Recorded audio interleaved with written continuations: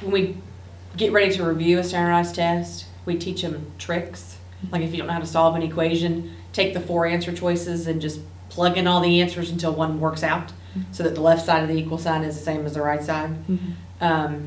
So there are tricks that we teach them just to kind of help them pass a standardized test that we don't typically teach if there isn't a standardized test. But teaching tricks is something that makes people successful in all of life. So we can't look at it necessarily as teaching to the test like so many educators are accused of. We always look through for shortcuts, regardless of what we're doing. And so it's not really necessarily a bad thing as long as we've spent the bulk of our time actually teaching the curriculum. It's when passing a test becomes more important than understanding and using the curriculum. That's when you run into a problem. Really got us thinking of more teaching to the test, to be honest with you, and at least in certain areas. Now, as far as the GPS and the Georgia standards are concerned, I think it's kind of been a good thing because it's made us more aware of what we have to teach, because we've got to know now we've got to teach those standards. It's not about opening that textbook anymore and teaching from cover to cover. You got to know what it is we're supposed to teach, and really narrowing down what's important for students to learn, and really hopefully looking at, are they learning those standards, and of course if they're not learning them, then the next question is what are we going to do about it? What are we going to do to support those students that are having a hard time? So in some aspects that's been good, but in a lot of aspects the standardized testing has really, I think, got us too test focused, and we've got probably less sometimes student focused. I think we get very focused on test numbers, and we put kids in groups based on those numbers. The parents, as far as the community here,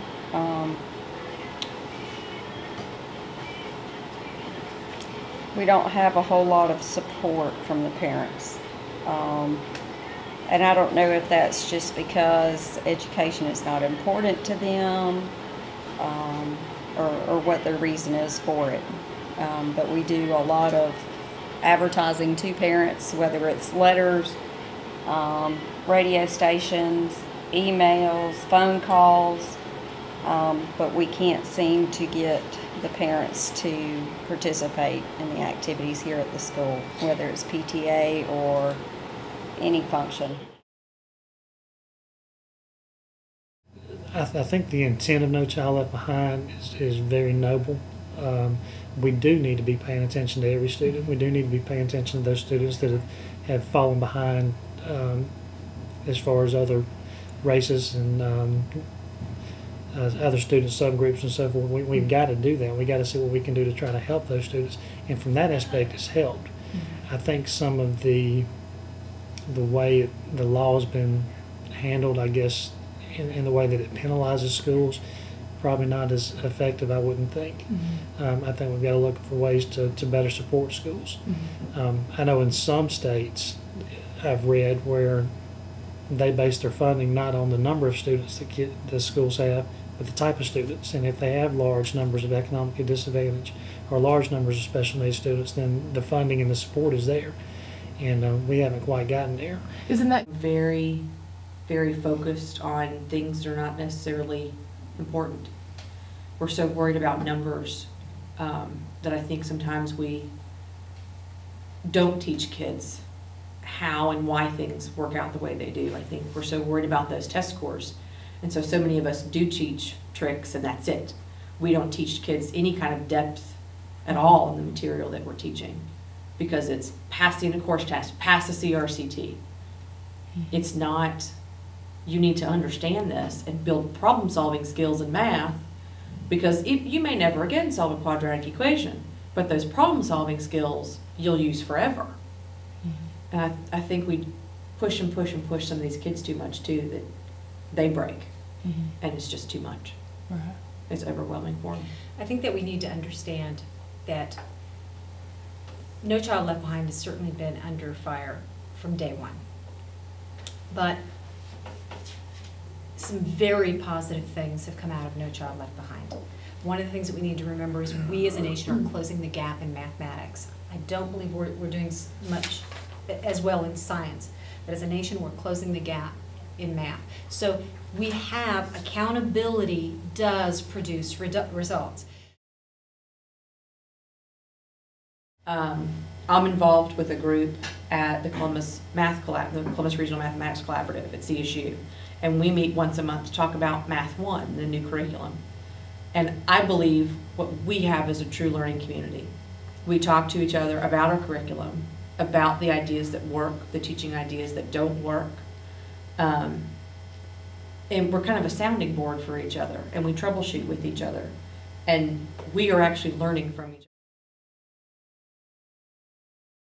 The other day, I was at Burger King, and don't tell anybody because I'm really not supposed to be dieting like that. But I noticed on the receipt, it said large fry, blue. And I thought, that's an odd phrase after that. And then it said chocolate shake, and then it said gold. And I thought, this is really odd. What is this coding on this receipt? And after I took a real look around me at what was going on, I realized they color-coded the containers that all of the items were in, because the education level of people that they're hiring is so low that they can't read large fry or large whatever. They can't read any of that stuff, but they can identify the word blue and know to pick up the blue container. They can identify gold and they can pick up the gold container. That's a tragedy that we are to the point in our society where we are creating accommodations like that just to get through the day. That's very telling to me and scary. We do some things with our partners in ed, and we've had some support through them. But as far as anything else outside of that, if any other kind of partnership is tied in with another school, they will not affiliate with another school. That's the rule. It depends on the issue. I think there are certain things that need to be, I'm the principal and this is what I say is going to be, and this is how it's going to be. What kind of issue do you think that needs? Discipline? Discipline, that was what I was going to say. Discipline. Input is important because input improves buy-in. But there comes a point in time where a leader needs to step up to the plate and make a decision. I like the benevolent dictatorship because I'm not a committee person. I'm not, as a nation, I'm glad we have a democracy, but as a school, a democracy does not work. At some point, somebody has to be in charge. In here, that's me. Sometimes I let her do that, but that's, in here, we are in charge, and we are the benevolent dictators. And all of those people do what we say, or there are consequences.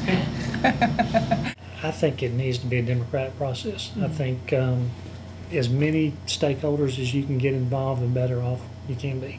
Now, obviously, there's some decisions that got to just be made. The biggest problem is you have to understand not everyone's always going to agree. It's impossible. You try to make the best decision you can with the best information you have, and hope that you have made good ones. And then the bottom line, you keep the kids first. I mean, it's about them. We got to understand that we're here to serve them. It's not the other way around. So.